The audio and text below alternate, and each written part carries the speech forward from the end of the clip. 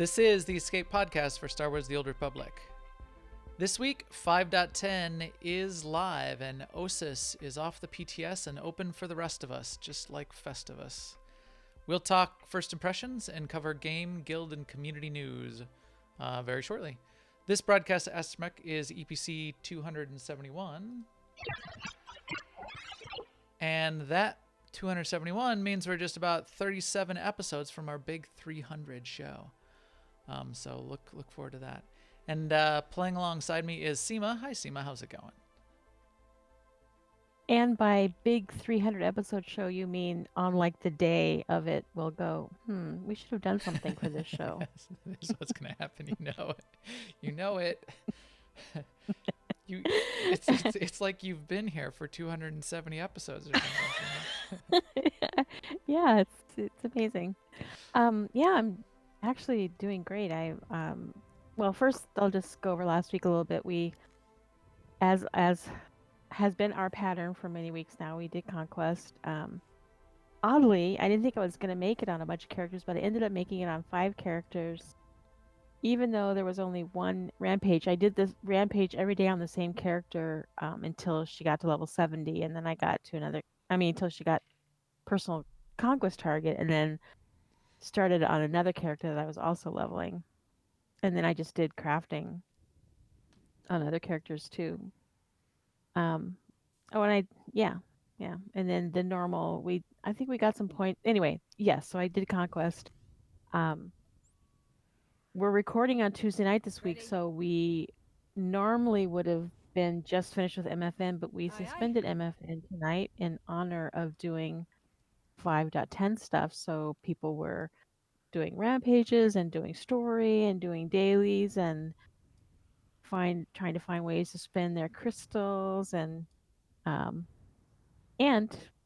all in a very non-spoilery manner, which is one of our goals tonight too, huh, Max? Yes. So to be clear, I'll talk about what I've been doing this week. We're going to go through the news.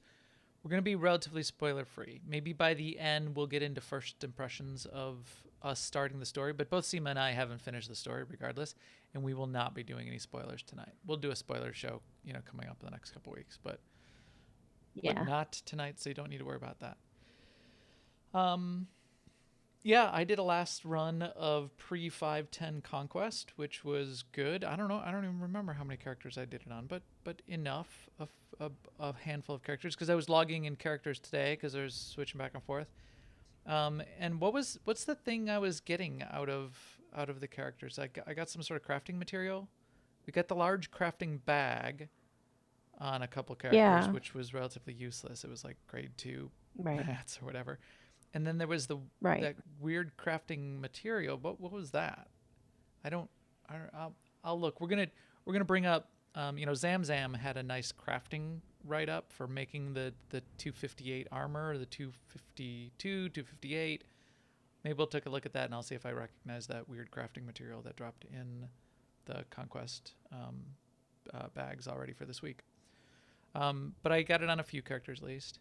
I did do a little bit of I continued to gather mats, so I've got this great spot on Iocath down at the southern end of the map, in the sort of the center of the map, where my Sork goes, who has archaeology and biochem and scavenging, and I mostly go there to get scavenged materials because that's mostly what I've been using in the past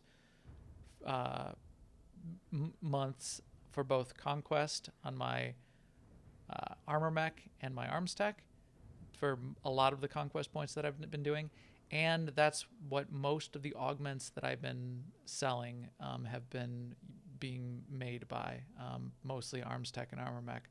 So I've been using up a lot of those grade, especially the grade 10 mats, to make those high-end augments. So I kept running out.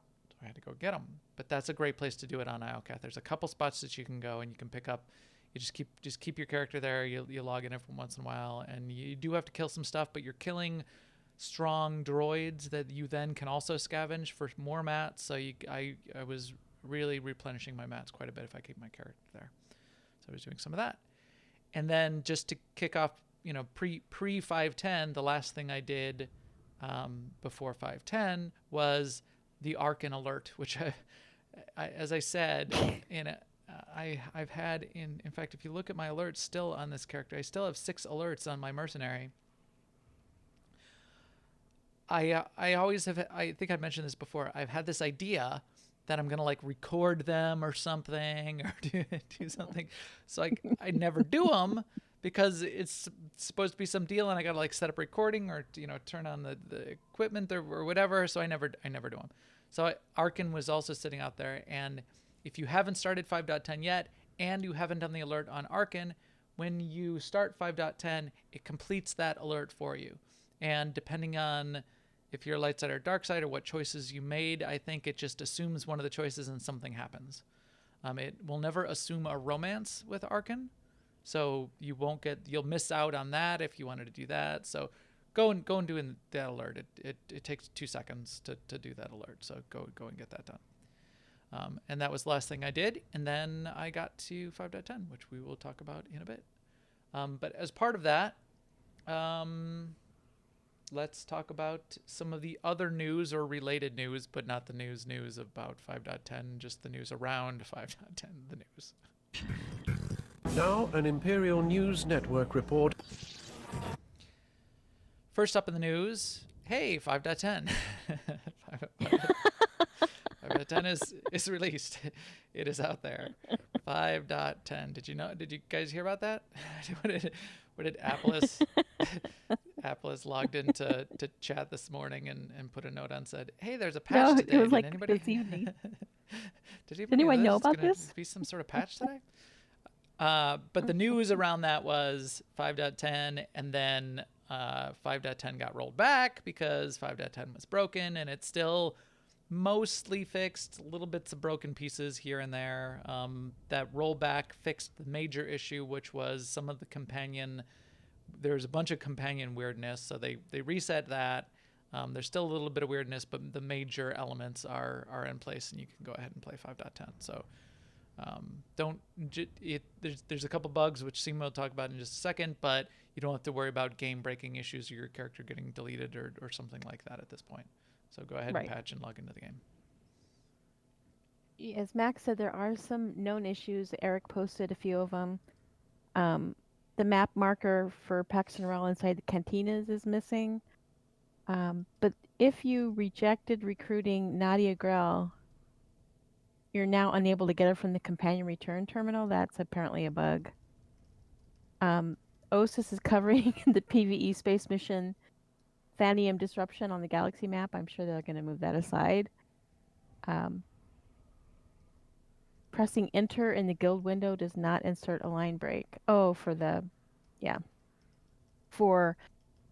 editing your guild profile and the guild message of the day, etc., I'm guessing.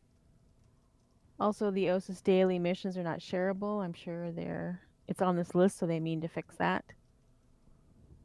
And also, your list of companions that have returned via Alliance alerts may be inconsistent. Like they may show up multiple times, or it may not be correct in other ways. They're still working on that. And then there's a whole big long thread of people saying about all the companions they don't have, or they think that the choices they made in the past were actually overwritten by the system. So I don't know if that's going to turn out to be true or not, though.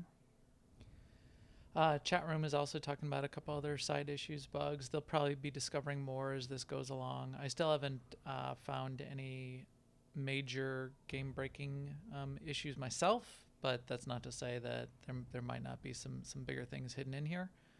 We'll have to see, especially in some of the new systems. There are new systems and new features. We're going to talk about some of that later as well, just in what's a reminder of what's in the patch notes. But as parts of these new systems, there may be things that are relatively broken. I think we saw some of the way the rep bonuses did or didn't seem to be working and that kind of stuff. So we'll talk about that in issues as well. Also up in the news, Double XP is coming. Not yet, but it's coming on the 20th to the 31st. So you can look forward to that. I'm debating on opening a bunch of, so I've got a bunch of the CXP packs from Ops Bosses. I probably have about 40 of them in the Legacy Bank. I was going to open them all on my character, and I was even potentially going to do that tonight. I might hold off at this point.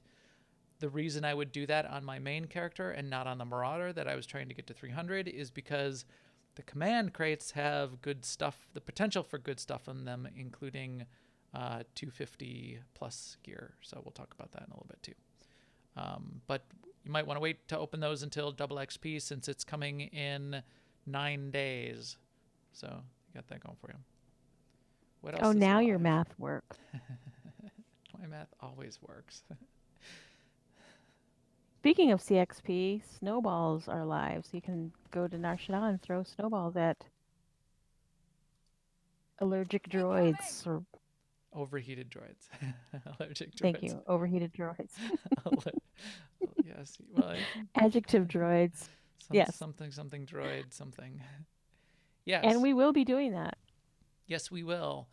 Somebody asked me. I did it earlier, and I got a snow-covered parcel. I didn't see the confirmation, though. Oh, wait, here we go. Command points, plus 110. Did they lower that? Is that lower than it used to be? I don't remember. Light side points 140, command points 110. That seems kind of low. And my boost ran out, so that's unboosted except for the guild boost. I don't know. But you do still get command XP for doing, for throwing snowballs. So there's that. Also up in the news, as soon as the patch launched, everyone got into their character sheets and they noticed something on the character page that said enable dynamic mount colors. There's a little checkbox on your outfit, on the outfit designer. And everybody said, what's that? We never heard about this. A bunch of people started asking in Twitter. Charles Boyd replied, and he says, guess what? It's very cool. Yeah, it makes mount effects like engine glow color match the crystal in your primary weapon. Awesome. That's pretty cool. You know, that is a cool idea. you said you didn't know that was coming. I certainly didn't know that was coming, Seema. No. So has anyone found a mount that, chat room says tunings would be neat too. It would, Floridan. That would be really cool to do Tunings the, would be awesome. my favorite tuning is this one, which is the damaged weapon tuning. And if my whole mount was sort of like sparking and on fire, put like a paint I would crystal be in. so happy. Because look, that's what my armor is all broken. My weapons are broken, and there's fire and sparks coming out of them. I do have one mount, which is, what is it?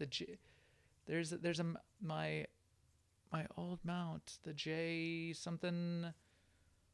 I do have one mount The that broken sparks come out of. Christmas. No, is it this one?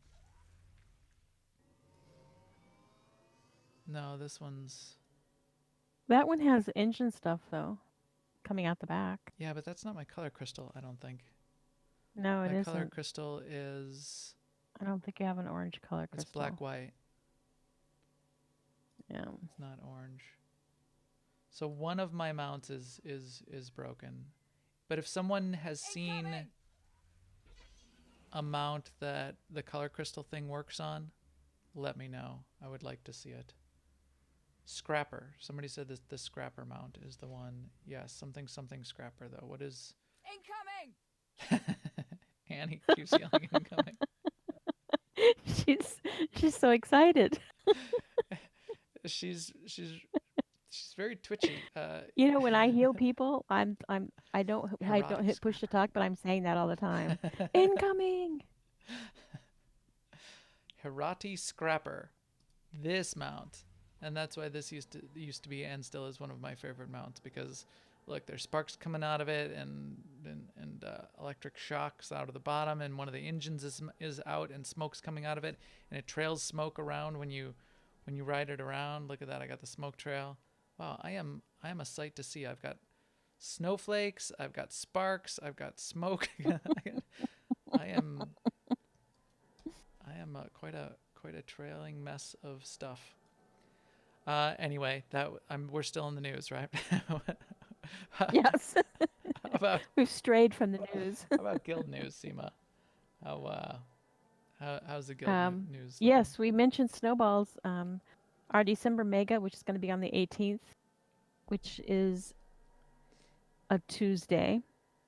It's going to be in the MFN time slot, but it's Snowball Palooza, which basically we're going to go to Narshada and throw snowballs. So save all your snowball throwing energy for that night and join us. I'm looking through more mounts while we're talking. Community news. He's looking for mounts. I'm looking up more of them. What's the one that's got like the sort of the weird lightsaber things that shoot out of the front of it when you hit your mount animation button? I'll find that one in a second too. It's one of the newer ones. I'll say your community piece. Okay. We just want to point out that with the drop of the new content today at 5:10, there's a lot of great community content out there on YouTube, on Twitch, in podcasts and videos. So go catch them all. And not least of those is a stream by our very own Galahard on December 15th, which is a Saturday. It's going to go from 8 a.m. to 8 p.m. He's celebrating not only the holidays, but achieving Twitch affiliate. Mm-hmm. And it's going to have several guests, including Max and I are going to be on there for a while. So we're looking forward to that. Really? Seema's my agent. Did you book me on that show, Seema? Shut up. Not. Yeah. We are very honored to even have been asked by Galahard to be on his stream. That sounds pretty cool. Here's the one I was thinking of. This mount. And see, this one should have this is the TF-4 Rampage. And when you hit on my keybind, it's Control Z for the mount animation. Like 2 lightsabers come shooting out of the front of it. And if anything would be affected by the color crystal, it should have been that, and it's not. So. What a horrible. Well, maybe it's like the first time they added the mount animations, and then there were no mounts that did it yet. So maybe they just put in the maybe feature. you have to uncheck it and then check it again. Maybe it's not really enabled. It's a lie. Maybe Charles Boyd is just trolling us. Incoming. Okay, unchecked and checked again. Get on my rampage mount. Oh, I just sliced that player Darth Tormian. He just ran through my lightsaber blades on my mount. Nope. Ooh, that's gotta leave a stain. That's leave a mark. I guess that will remain a mystery. So we'll probably be getting some new mounts, maybe something that even came in the new cartel packs that are opening up this week. Is something new? I think something new either just dropped or just recently. So maybe there's a new mount that takes advantage of it, or there will be new ones coming. So we'll have to see. And as always, shout out to the chat room. Thank you everyone in the chat room. It's been useful having you guys in there. Remember, we do a drawing, and I forgot to mention what the drawing is. So type Ossus in the chat room. There we go. Just type Ossus anytime during the show here, and we'll do a little drawing at the end of the show, like we always do. Thank you very much for being in there and for helping us out. I've been playing with as our chat room and commenters on the web have helped us. Do they need an exclamation point first? No, they don't in this time. I'm going to try it without it. I'll double check to make sure it works. Nope. Yep, you don't. Just keeping you honest. I didn't like the exclamation point. It was bothering me. Okay. So because you can just type Ossus. You're the boss of your exclamation point requirement. I'm the boss of myself. Nothing else beside that, but at least I got that going for me. Well, I'm one of the bosses of me. Seema's also a boss of me, apparently. Great. So, moving on. So with that, I think we can talk about how the game has changed. Game changer. Game changer. Game changer. Game changer for Game changer for the industry. Yes, it is quite a game changer, isn't it? And I like it. So we'll talk about a bunch of the pieces. We'll remind ourselves what's in the patch overall. We'll bring up the patch notes again. We'll talk about all of the non-Ossus stuff that we've experienced so far, and a reminder of some bits and bytes that maybe aren't even in the patch note, but that are worth mentioning. And then by the end of it, when we'll make clear notification, we'll talk a little bit about our first impressions. Neither Seema nor I have even finished, I would say probably even half of the story. But we certainly won't drop any major spoilers. But we'll talk about meeting the new characters and a couple of those kinds of things at the very end. But so we'll let you know before we get to that. But to kick it off, patch notes. Reminder of what's up that's come in 5.10. The major highlights are, yes, you get Ossus, and we'll talk about that, which comes with dailies as well as the planet, as well as datacrons on the planet and world bosses. I've not seen the world bosses yet, so we'll have to find them, find what the deal is with those. Also in this patch, Gods from the Machine, Master Mode. That's important. So a lot of the gearing update. So Masterwork gear is another element of 5.10 that's sort of a part of a big deal. Master Mode Gods from the Machine is going to be very difficult. However, Master Mode Gods from the Machine is also very important in that whole gear progression. For one thing, it's the only reason you would bother to need the gear. You could still want everybody's going to want the gear, because why not? But the only reason you would need the gear is if you were going to be trying to do Veteran and Master Mode Gods from the Machine. Everything else in the game you can do without anything higher than what was pre-248 and below. The other thing, though, is it's only in Master Mode Gods from the Machine where some of for example, the rare and legendary crafting materials are going to be dropping if you want to be crafting some of that 258 gear. There's other ways to get the 258 gear also, but they'll be much slower. But there's some elements of what's happening inside of the Gods from the Machine Master Mode that are going to be sort of important to this whole sort of gear process and sort of the MMO-ness of the of the whole update. Yes. What about the guild stuff, Seema? You want to talk about some of the guild things that are in this patch? Did I spring that on you? Yeah. We've been discussing it back and forth, the officers of the guild, for a few days. And a couple things that came up today were, we were expecting, we already know about being able to purchase perks because we've talked about that before. We knew about the guild, being able to rank up the guild. What we found out today is we aren't completely sure that the perk we bought is actually working. Not only do we don't exactly know how we would see it if it were working, but so we're not completely sure. We bought the reputable rank 1, which just gives more rep, so don't know. So I have a theory on this. Is we have the guild XP bonus of 5% because we have enough accounts. So this goes up over time. So these baseline reputation bonus and XP bonus are based on how many active accounts you have, active players you have in the guild, not characters, but active players. And once you have enough active players, it's a maximum of 5%. I'm afraid, now see, they couldn't do this, but they could. I'm afraid that this perk is basically the same as this. It's the 5%. So if your guild is under 5% and you slot this, then you get the 5% without having to have that number of players in your guild. Because there's another guild perk, which was in the PTS that they talked about, and they talked about how it worked, which was the stats perk. And the way the stats perk works, so if you look at my character, I've got Unnatural Might here, which says melee ranged, force, tech bonus, and healing increased by 5%. This is Zen is my, saying in the chat room it's the same as the old bonus. so it is. So it's useless to us. So this is going to be a useless. So and maybe Zen, are you confirming that then this perk is useless to us?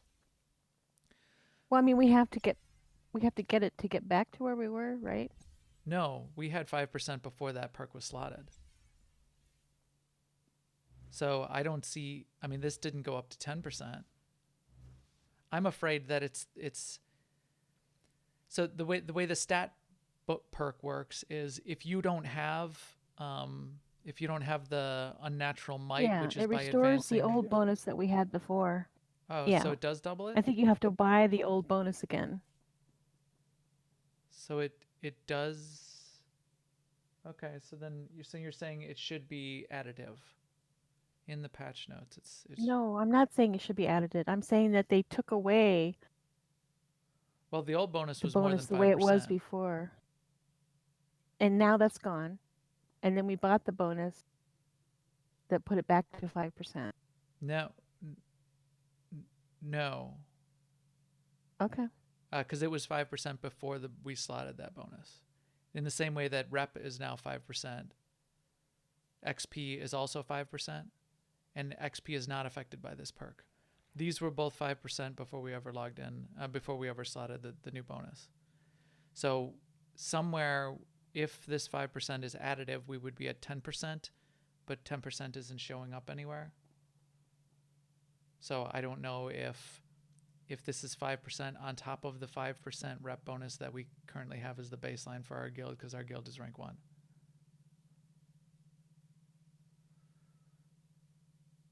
So we'll have to see. See, it's been so long since I've ever even looked at it or noticed it. So on the I leveling, haven't needed rep or XP in forever. so Yeah. if you look at the guild level tooltip, at the next level, level 2, our XP bonus goes to 7.5%, and the rep bonus goes to 7.5%, and the CXP bonus goes to 0.2%. Yeah, the one we bought is for rep, not XP, but that's what Max just said too. Yeah, right. The one we bought for is for rep, but here's our rep. But our baseline rep for being a level 1 guild is 5%. We also slotted a perk which says increases reputation earned from all sources by 5%. We're not seeing anywhere something saying now you're getting 10% Yeah. rep. Right. Which is what you would either expect, unless So we don't know. this is, unless this is 5% not to exceed what you're. No, it couldn't be. It's got to be 10% somewhere then. It's got to be additive. The other one that I didn't like was the stat one. The stat one just says if you slot Unnatural Might as a perk, you only get it on characters. It's not additive if you already have Unnatural Might on your character. So ignore what I was saying about that those stat perk ones are not additive. But the rep bonus has to be additive. Otherwise, it's completely useless, because everyone at a level 1 guild, which you can't not be a level 1 guild and slot anything, it would mean it would never work unless it was additive. Okay, anyway, so there's that. So back to the patch notes. Guild perks, those slot into those slots. So as you saw, there's multiple slots. You have to unlock more rooms on your guild ship, like the engine room and the port command room and the starboard command room and the forward command room, if you want to have all the slots open to slot more perks in there. One thing that I thought was interesting, and that our guild's been talking about, is some of the perks last 2 weeks. We are a guild that switches back and forth between Imperial and Republic. And what we're looking at doing, and what we used to do up to this point, was we moved to this model in the past few months of 1 week Republic, the next week's Imperial. We sort of switch the focus, where our conquest is focused on whichever side is sort of going to be our main side for that week. The guild leadership, our conquest leaders of Zen and BC, are looking at potentially moving us to a once every 2 week schedule. So 2 weeks Republic, 2 weeks Imperial, because what we'll do at the beginning of the week is slot one of those 2 week perks potentially on the slide we're going to be focused on, and then ride that one out and then switch to the other faction when that perk runs out. And finally, That would be better for my brain too, because I'm always like, got my gear on the wrong side. Yeah, less switching, less Because like often. I still a won't week goes know. by I so still have to quickly. ask the Yeah. question every time. Um, also, PvP challenge system, which we haven't had a chance to play with, but I am quite excited about. That's part of this patch as well. Creating custom PvP matches against other groups of players. So it could be a group in your guild against a group in another guild, and you get to pick the war zone where you're going to fight, or a galactic starfighter map where you're going to fight, or two groups in your guild. I'm quite excited about this, not from the perspective of, hey, I'm Elite Dude and I want to fight other guilds. Instead, I want to have custom guild nights in GSF and PvP where we can take people, two guild groups, into a map and not fight. And start the night by saying, welcome to the Vanden Hutball map. Let's all walk around and step on the pad that blasts you up in the air and get a sense for where it takes you and how it works and what direction you're supposed to run and where's a good place to stand to throw the ball and how the map functions, so that the people that don't play PvP very often can get a sense of, can get a walkthrough of how it works and how it looks from inside the game, and slot their kick the hut ball ability and pass the hut ball back and forth. I think that's brilliant. I'm very much looking forward to having the ability to have guild events where we sort of get to play around to see how this map works. Same goes for GSF. We used to try to do this by having everyone go into their own individual training simulator inside of GSF, so you can do the training match for yourself in GSF, but you're not with any other players and it doesn't match the actual maps. Now we'll be able to do it with the whole guild into some of the maps and have people fly around slowly and check it out and see how Yeah. it And looks. And and you can say, no, not over there, Seema. not again, not into that. No, Seema's dead again. no. Where's Seema going? That asteroid, it's coming right for you. So I'm looking forward to that. I think that's really cool. What else? So that's the patch notes. What have you seen so far outside the patch notes that's getting you excited so far about 5.10, Seema? Well, I started playing the story, and basically I went to I did the initial conversations, and I went to Ossus, and I wandered around in Ossus in the sort of space stationy place here, the Imperial Command area, because I picked Imperial. Mm-hmm. Which I did because in my story, Darth Asina did not die, and I like her, so I picked Imperial. Okay, so this is just the start of getting in. Like the first 5 minutes of the story is sort of as far as we're gonna go. But if you don't want to hear anything at all, then you could cut off a little bit. We'll still pepper in here some things outside of the non-Ossus stuff, because there's like snow covered parcels are alive. We'll get to that too. But yeah, but yeah. So yeah, what I was it's gonna say is not really spoilery, but like we're gonna touch on it now just a little bit. yeah, like many of these places, it's got all the training vendors, and so even though the skill training vendors, so even though I hadn't really thought about crafting yet, I went and stopped at the biochem trainer and bought one of the schematics for 258 implant and looked at the mats for that, and it's pretty cool. I mean, there's where is it? Implant. I accidentally stepped on an Mastermind elevator. Ancient Adept I package. was trying to walk over here, but It I was has trying things in there that I haven't heard of yet, like Ancient Tome. Who's that? Somebody's. Who's I talking? don't know. Some. And you also have okay. Yeah. And I fell also off a something. legendary crafting material called Forgotten Curio. Yes.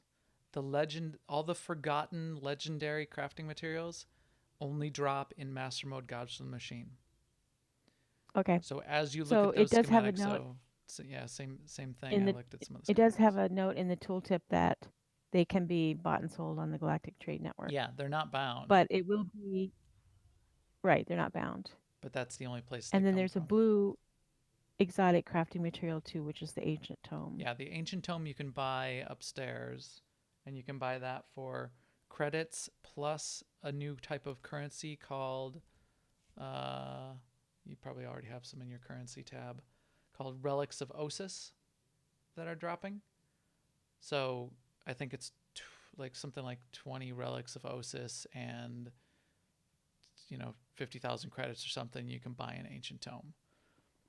It's the Forgotten Bindings. There's 5 forgotten materials. In fact, I can bring up Zam's post on this, and she did a pretty good job of laying this out. The forgotten materials, yes, they're unbound, so you could buy them off the GTN from somebody else, but the only place that they're going to show up or drop in the game is from Master Mode Gods and Machine. So that's 5 different types of those forgotten materials. Forgotten Curio, Forgotten Transformer, Forgotten Memento, Forgotten Bindings, and Forgotten Strand. So this is why crafting of 258 gear is going to be difficult. This is one of the reasons. Those are going to be super expensive and super rare because only Nightmare Raiders are going to be going off and getting those things. And then you got the little matter of this, which is the Charged Matter Transubstantiator. So here, to make the belt, to make one Masterwork Ancient Eliminator's belt, which is the 258 armor belt, I need 2 of those Forgotten Bindings, which only drop from Master Mode Gods and Machine. I need 1 of those 5 of those Ancient Tomes, which I got to go upstairs and buy. And then I need just a small matter of 24 Charged Matter Transubstantiators. That's insane. That's insane. That's crazy. You get if you hit large target, you get a box which might have 2 or 3 of them in it per character. So even if you did it like on 5 characters, like what did you hit 5 characters on large target last week, Seema? Which is a lot. It was medium. We did medium last medium. week, So that's 1 to 2. So you're getting between 5 and 10. So maybe after a couple weeks, you would have enough Charged Matter Transubstantiators from you grinding Conquest every week, as hard as you can, for 3 weeks, plus having to spend probably 40 million credits on the GTN to get Forgotten Bindings, all to craft 1 Eliminator's belt. It's going to be a big project for the people who take it on, for sure. I think Nightmare, the Master Mode ops teams are the teams that are lead enough that this isn't that much of an issue for them. It's still going to be slow and expensive, but it's not that bad for them. They're the kind of players that probably have 1 billion credits sitting around and a couple hundred Charged Matter Transubstantiators and all of that kind of thing. So yes, but how else can you get gear? So I guess while we're on it, let's talk about that. That's not the only way to get gear. That's just the most difficult way to get gear. You said you already bought one of the Masterwork crystals, right? Yeah, I did. I went to this guy right here, Mysterious Smuggler, and he talked me into it. I gave him 500 unassembled components for 1 crystal. Yeah, that's what I just said. Exchange 500 unassembled components. Sounds good. So yes, I will do that too. 500 unassembled components, and I get 1 Masterwork data crystal. And then if you want to buy a second one, he wants 1,000 for it. Can't use them out of the bank. Oh wait, I've got Yep, some. you have to have them in your inventory. Oh, hold on, I can do this. I got this, Seema. Because I have 2,300 sitting in my command stash. So I can say I want to withdraw some of these. I want to claim 500 of them. Oh, I just always pull them out because they have a really high max. Yes, shush. So 500 sounds good. Continue. Why can't I? Missing required 500 unassembled components. Oh wait, unassembled components, not command tokens. Oh, it's my unassembled components, not my command tokens, which I have in my bank. Anyway, so that's one. That's for the first one. So it's 500 for the first one. So on yours, Simo, what does it say to buy the second one? 1,000. 1,000, and then Yeah. you can't buy any more for the week, can you? So I think you can only get 2 per I week. don't know. I didn't give him 1,000. I said that I'll just wait until the price comes back down. Yeah. So what it says in the patch notes is up to 2 per week from this mysterious smuggler. And so maybe after the 1,000 you just can't do anymore. But it's 500 for the first one. It's 1,000 for the second one. What you'll want to do is be buying these crystals. I'll go in here again. These crystals are currency for the rest of us who are not Nightmare or Master Mode Ops team players. These Masterwork data crystals are the currency that we'll be using to buy 252 and then 258 armor.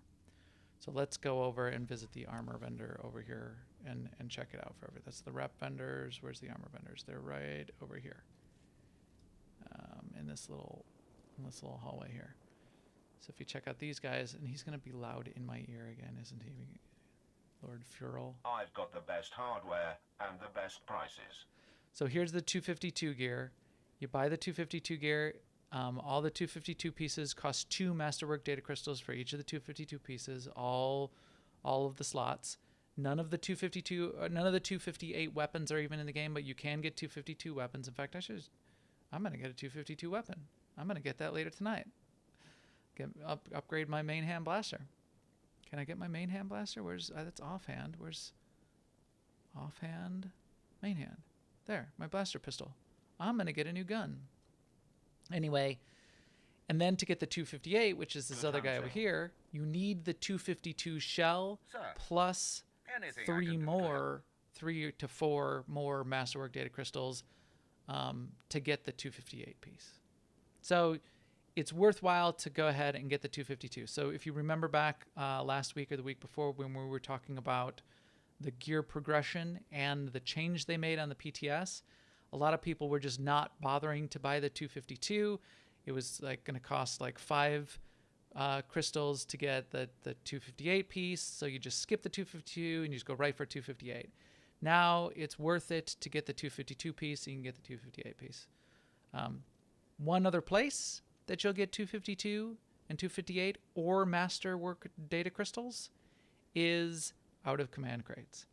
Both tier 3 and tier 4 command crates have a rare chance of dropping those Masterwork data crystals or an artifact lockbox, which could have a 252 or a 258 gear piece in it. We'll have 258 gear pieces in those. I think I wrote a note on it.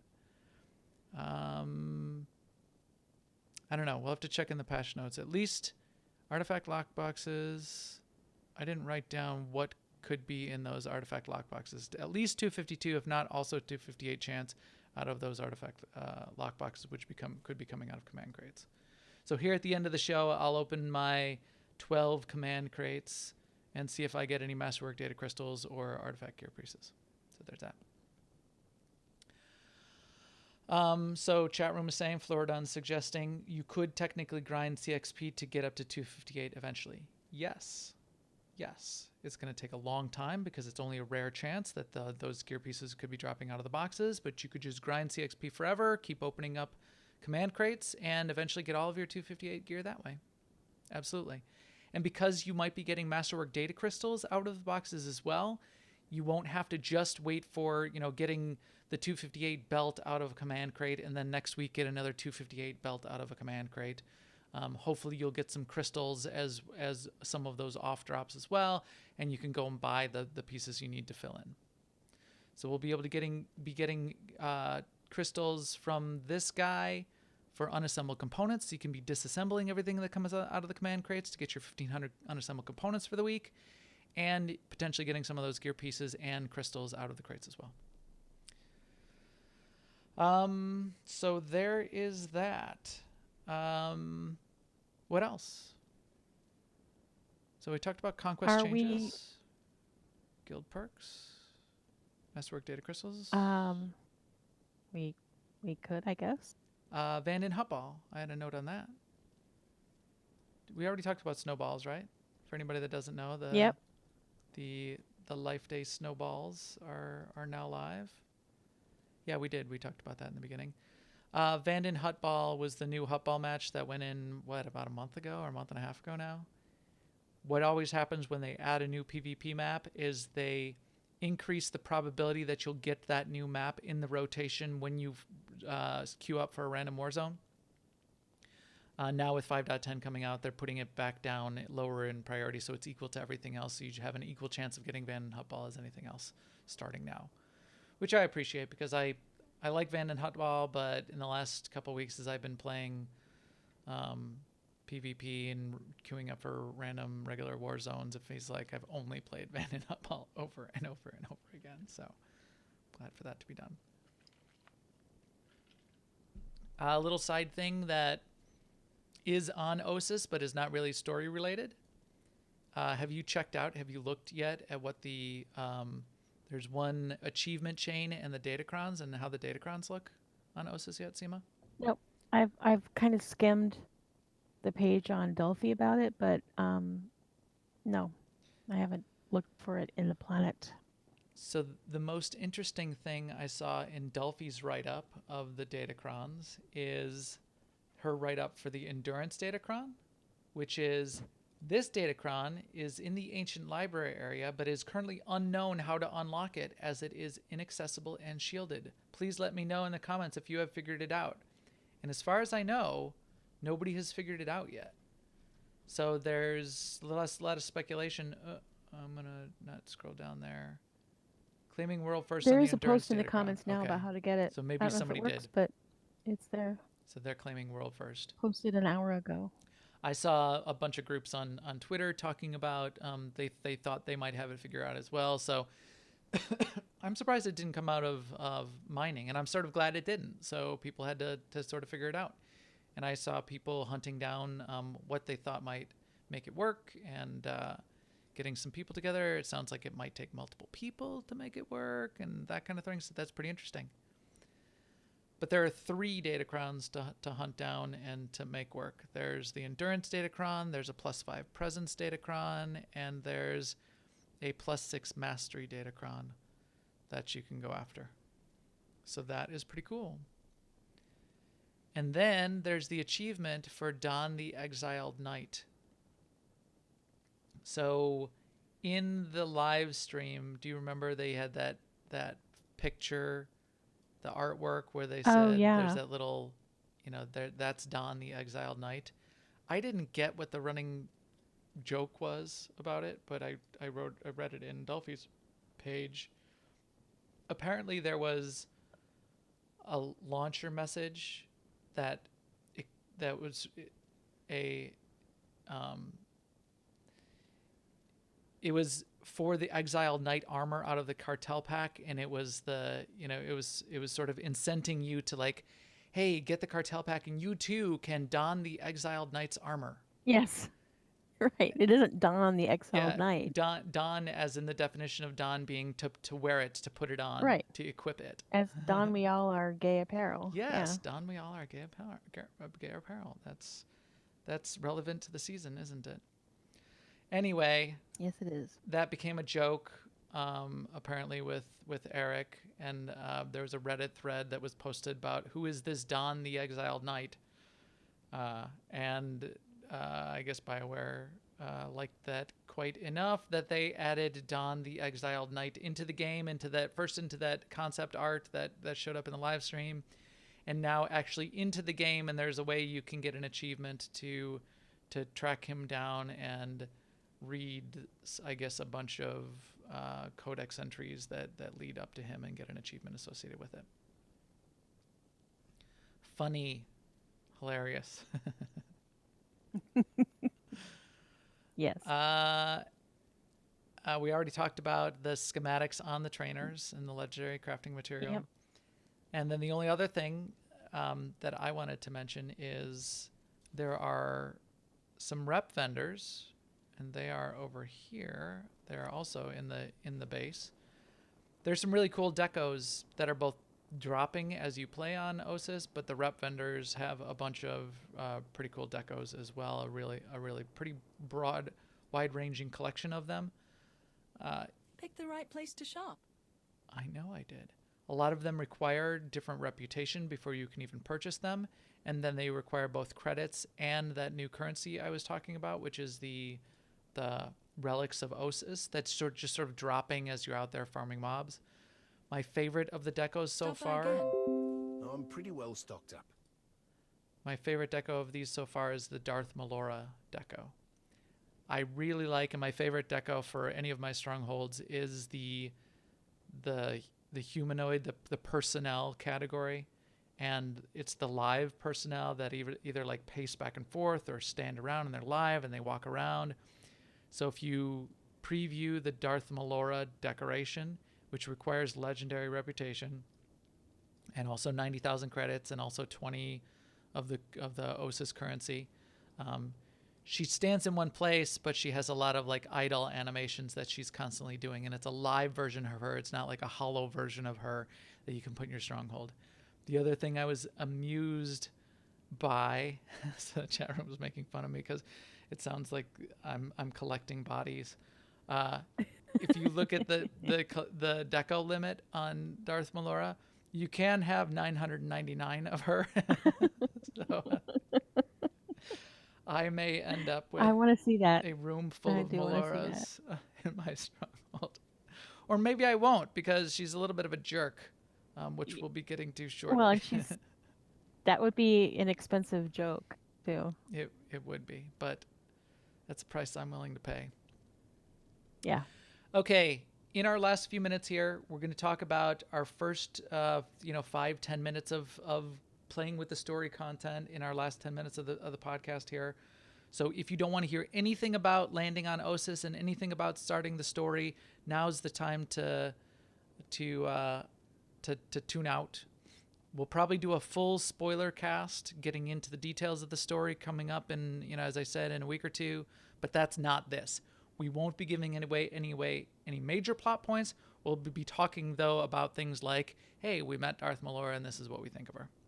So, final warning, that is what that is. And now, Seema, how is your launch into Ossus and the start of the story? And how are things looking for you so far? Well, starting with, which you mentioned just to kick it off, the choice between supporting the Republic or supporting the Empire, and which did you choose and why? Right. Well, like I said, I chose the Imperial side basically because I like Darth Acina and I am an Imperial character on my mercenary, so I did. And I have to say, I'm really enjoying the story so far. Even though I've only gotten a little ways in, like I think I'm maybe halfway in. I'm not sure because since I haven't played the whole thing, I don't know how long it is. I don't know how far I've gotten, but I really, really like the way it's paced and the way it's laid out and the way they give you the little bits of story and the stuff that you're doing in between. It's a great pace to me. I've so far I've loved all the characters I've come across and the little conversations that happen between you and Major Henri, or we're going to call her Annie. Anne Rye. Anne Rye. I'm calling her Annie. I really like Annie. that style of giving us a story where she just gives it to you in side comments as we're going along doing other things. I think that's fantastic. I like there's like a little scene with another character that's really cute and yeah, I think you're absolutely right. I'm really happy with this. Sorry, I'm really happy with the story so far, and I'm actually happy to go back and finish it instead of feeling like, oh, the story is in between me and the other things that I want to do.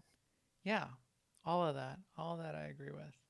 I like you explained this really well, which was what we got a lot in Knights of the Fallen Empire and Knights of the Eternal Throne was kill 10,000 Sky Troopers and then get a big long cutscene and sit there and watch the cutscene for a long time. Then kill 10,000 Sky Troopers and get a big long cutscene. Now again, we're not very far through. Is that thunder? That's the thunder, isn't it? Or is that fighter jets outside? Do you hear that outside the base? Something's going on. I don't know. We'll talk about the weather in just a second.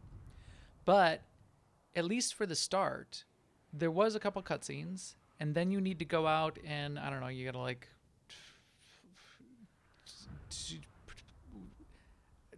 plant the detector. I don't know. You're like scan the scanner. You got to like 5 different points and scan the scanner. And Major Henry is going with you to scan the scanner in 5 different points. But each time you get to a point, while you're scanning the scanner, she talks to you a little bit more. She tells you what's going on. She explains what's up with the Empire. She explains what's going on here on the planet. She talks to you a little bit about Darth Malora. I really liked that too. I liked that style of telling the story as you go, rather than 10,000 sky troopers and it's thunder. Sorry, this is distracting me. Do you hear it? Yeah, In I the do hear game? it, but it's kind of distorted for me, so Of I can't tell you my if it's thunder. thunder or what. Yeah. So someone said, now I want to go outside. Someone said So Galahad there's weather. just said in chat that he loved this type of storytelling. I do too. I think it's like perfect for me. So one of the things we heard was there's also weather, rain and thunder and on Ossus. I haven't seen it yet, but now I'm hearing it. I'm hearing the thunder going off. That's pretty cool. This is the first time we've ever seen weather in Star Wars: The Old Republic.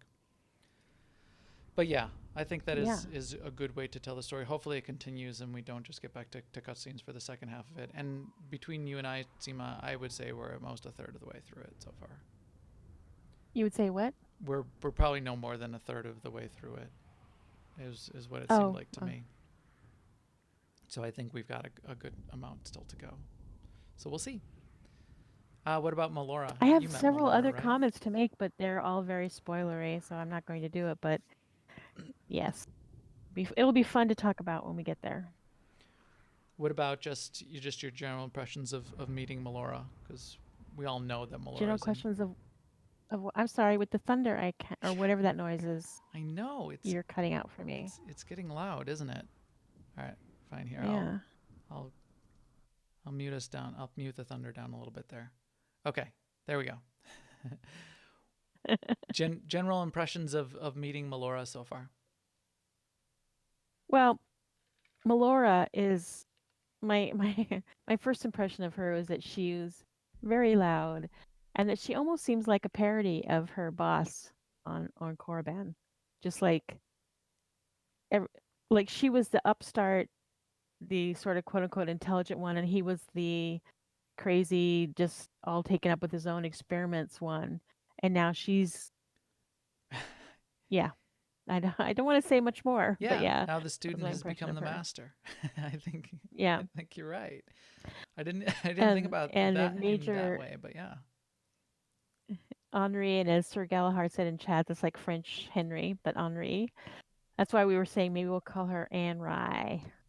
Anyway, Major Henri, super cool. One of my favorite characters to get introduced in a long time. Yeah. I also noticed that she started out at basically at influence 10, so I guess she really liked my responses and the conversations that we had. But that's good because Right. she can actually shoot things. Yeah, that is nice that they at least boosted her up to 10, because as soon as you start the Ossus story, all your other companion choices go away. If you hit B and look at your companion list for what companions are available to you, she's the only one that's available to you. And at first, when that first happened, I thought, oh no, not this again. But I've learned recently from playing a lot of my characters that do have low level influence companions that you can still kill things. Right. So I'm not too concerned. And level 10 is more than adequate. I agree that she's my favorite character so far. In a long time, I don't know if she'll be a companion. I have no idea whatsoever. I would love it if she is, though. She would right now be my number one companion. I think the voice acting Yes. is awesome. She's the coolest looking Twi'lek I've ever seen in the game. I even I like her little Imperial armor. I like her goggles, and she's just got a good attitude. And she's happy to work with you, but she's a hardcore soldier. She's really cool. Yeah, I mean, she was like, she just seems like a really like a person that you would meet and have a conversation with. I mean, really natural conversation. I was really impressed. The uh, the the lightning and thunder is still going on. I'm gonna turn it down a little bit. That's so weird. It really makes me. I'm gonna quick travel out to the canyons, quick travel point, and see if it's raining out Okay. there while we're talking. The only other thing I was gonna mention is the Genosians, which we saw when we were on the PTS, and which aren't I guess they're sort of part of the story, but the character models themselves for the Genosians are really cool. The elite Genosians. Am I saying Genosians right? Yeah, Genosians. The elite Genosians are really cool models. Their heads are really cool and they're bigger. The regular drone ones are the kind of Genosians we've been seeing for a long time, but the mutated elite ones are really cool looking. I like those. Yeah, they're super cool. Geonosians. Geonosians. I Geonosians. I would love to see that their head as like a helmet that you could get wear as a helmet. We'll get to wear HK's head Now as a you're like helmet. collecting live people in your house, and now you want their heads for helmets. So I think that is awesome. And then I got some decos just dropping randomly in the world, just dropping randomly here and there. I got two decos that dropped. I think I have them here in my inventory. I got one of those red crystal containers that we saw on the PTS and some of the artwork, and I got one of those fire sconces. Yes, I got the fire thing, but I didn't get the other one. Oh, did you see the lightning? Are you here? I am on the planet, but I'm not near you. So if you look up in the sky, there's dark clouds and there's lightning. Oh yeah, That's pretty I do see cool. it. Huh. Again, first time we've ever seen weather effects in Star Wars: The Old Republic. Amazing. All right, so that's our first impressions. As I said, we're not going to get into the spoilers. Maybe we'll do a rundown of the dailies, even though we looked at some of the dailies on the PTS. I'm sure they're going to be relatively similar.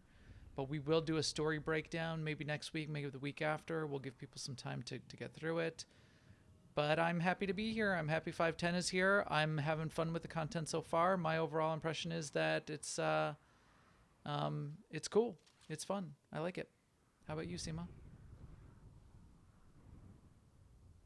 I think you said something to me just now. There. I I silenced heard Seema. silenced the thunder. Yeah. So that's my impression of it. That's how much I like it. How about you? Your overall I your final do. I comments, your do. final impression. I'm very happy with it. Yeah, like one of the comments that I made beforehand, before we started the show, was this is one of the first times where I didn't feel like playing through the story was sort of in the way of doing something else. Like I have to get done with the story before I can do such and such. I'm looking forward to getting back and finding out what happens and doing more interactions with Henri. And yeah, Yeah, exactly. So we will see. The chat room is talking about some of the story questions. I think there are some really good story questions. We know there's choices to be made. I think it's going to be really interesting to see how that turns out. I haven't done anything with the Republic side yet. I think there could be two paths through the story. There's at least two paths through the story. There could be more. We're going to get to see that in the next couple weeks as we all sort of work through this. I'm excited to let that unfold. There will be a tail to this content in terms of the gear grind.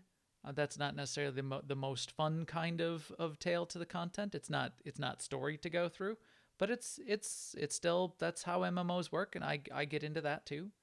And then for the ambitious among us, there will be veteran and master mode Gods from the Machine, which is definitely a key piece of this as well. As well as I'm sort of glossing over or forgetting the guild progression, and that's going to be a big deal for us for Alea Yachtast. Speaking of which, as I wrap up the show here, I will do a shout out to our guild. Guild progression and guild conquest is something we've really gotten into lately.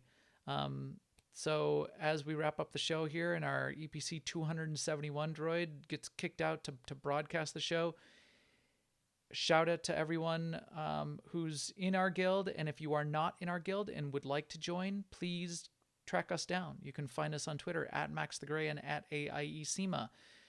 You can find us at AIE-guild.org. On AIE-guild.org, you can find our guild Discord link. You can jump in Discord, get to us on Starforge, contact us there on Discord or on Twitter and say, hey, can I have a guild invite? And our answer will be yes, because we would love to have you. And with that, we will talk to you all soon.